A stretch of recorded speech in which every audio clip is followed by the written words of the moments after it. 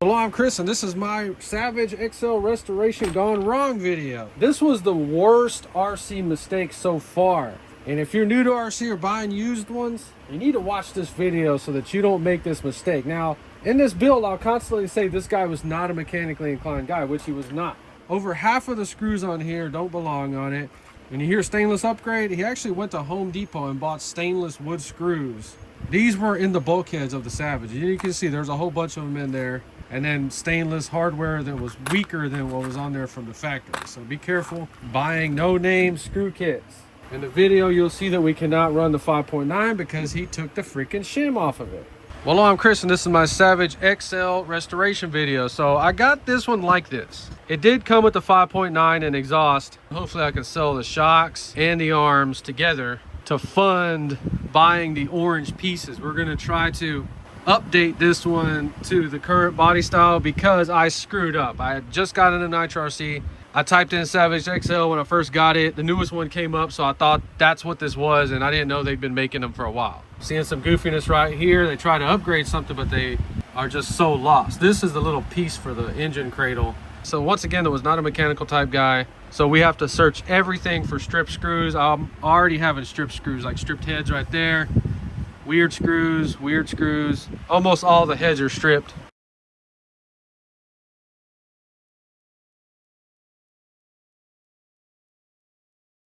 So everything's been washed and cleaned with purple power and air compressor. I cracked this transmission open because I wanted to see the 3-speed. This one does not have a 3-speed in it. So the XLs have 3 speeds on them, so he must have switched this out with somebody. I went back and adjusted the paw. It looked like it had never been adjusted before. I just wanted to check it out. If you look in this transmission case, you can kind of see rust right there. And the freaking bearing that goes right here was rusted 100%. We can't even get it to move. This is the most stuck bearing I've seen in RC so far. Usually they start moving about now. So use your needle nose pliers and you're gonna kind of go down on one side. All right, it's moving now. Okay, so all that work to finally get this bearing broke free. It's a crunchy boy. Yeah, I'm not using that.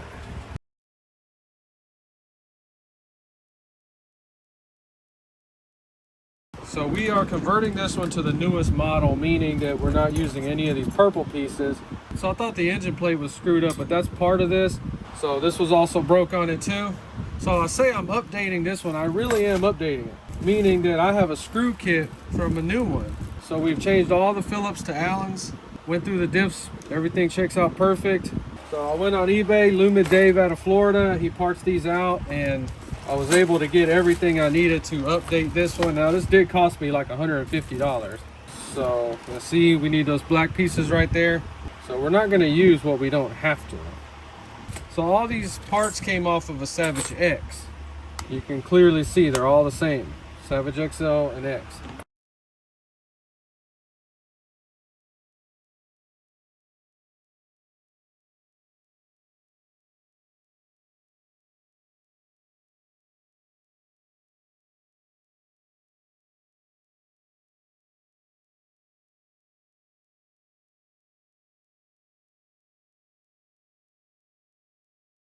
I made a video putting a 5.9 on a Savage 21 and someone pointed out that that could be too much power. So I started looking at the differentials and gearboxes and everything. So yeah, he's right. So I'm taking it off of the 21 and that's why we're working on this one.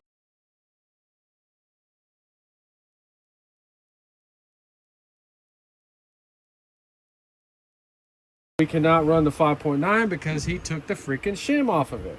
So I don't even want to install this because it's going to have to come right back off. So first thing that was majorly wrong with this one were the screws, which no big deal. We can figure that out. Second thing that was wrong with it was that they took the 3-speed off. No 3-speed on it. So this was a failure because they still sell these brand new. You could probably get them for about $720 after taxes and everything. And I have about 600 in this one. Now we bought new servos, new wheels, new hubs, new shocks, new orange pieces. The engine was like new. The body, of course, is part of that $600.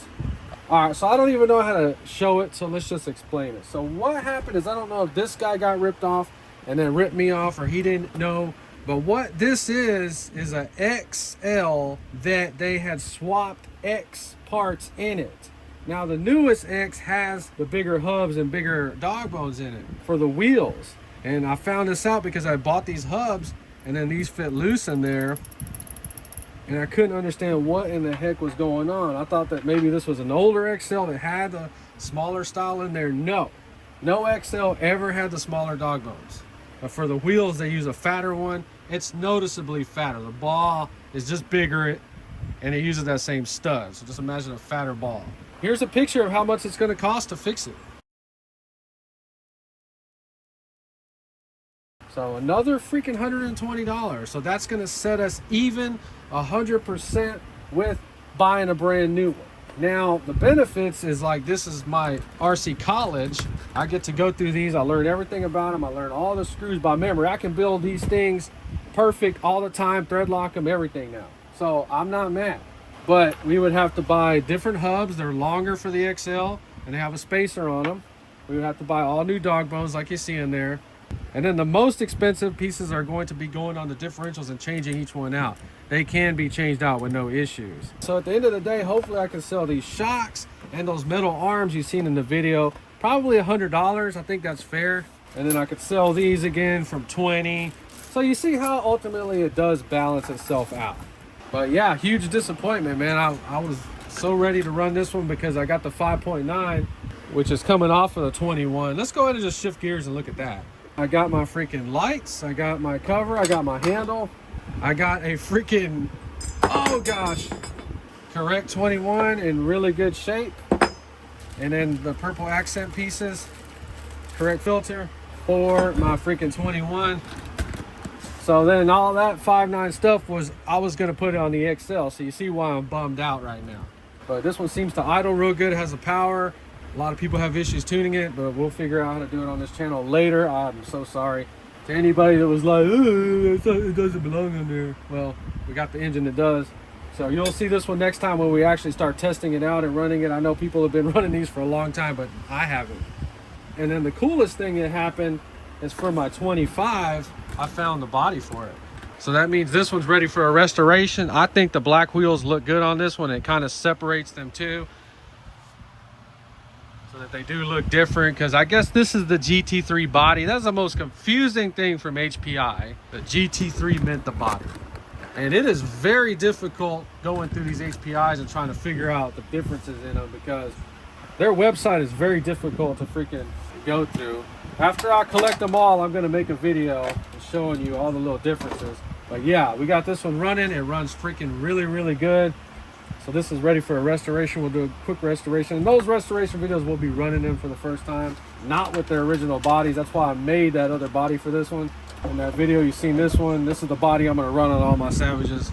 Alrighty then, so let's just go through the other Savage collection, because I'm trying to figure this stuff out. So restoration of this one coming up one day. This is the F4.6 Savage X. And we'll mend this body back together. It's all there. And that's why in these videos, I get them running whenever I first get them, because we got this one started in the video and it runs perfect. And then the one we have after that is another X 4.6, but with the purple head on there. So that's super confusing. I don't know what the heck they changed on it, but that one runs really, really good too. Now the tricky one is this one right here. I got it with no body because it's an SS 4.6. That's another thing. I've been getting scammed with these transmissions. I thought the 3 ports, man, it had 3 speeds. Oh God, just dropped the priceless freaking engine. So this one came with a K4.6. I actually broke the piston taking it apart, and I had to buy new parts from Norway or something. So this is a brand new freaking piston and sleeve ready to go. People say this is like the badass of all the HPI engines. I don't know, but that one came on there like that. The HPI website shows the chrome wheels. You really can't tell from anything else. Maybe some bell crank teeth or spur gear teeth on there. This is the one we're going to be doing the 2 custom bodies for. So I'm getting all these different ones because I want to be able to test them and just see what the differences are, what is really better. I don't know. The lesson in this video is that when you buy something, you need to really understand what you're buying, because for 1 year I had this sitting back there and I had no freaking clue that they had swapped all the big stuff out for the older, smaller stuff. Swap the freaking 3-speed out. So I got the XL and this one from the same guy, And I was like, man, maybe he put the XL stuff on this one. No, he did not. So then this one is identified by having those springs, orange accents, but this one had an F4.6 on it. This is a Savage X. You'll see this one in a future video. I want to do all the testing on there, and I want to make videos on trying to tune that 5.9 for people that are having issues. Other than that, if you enjoyed this video, please like and subscribe, and thanks for watching.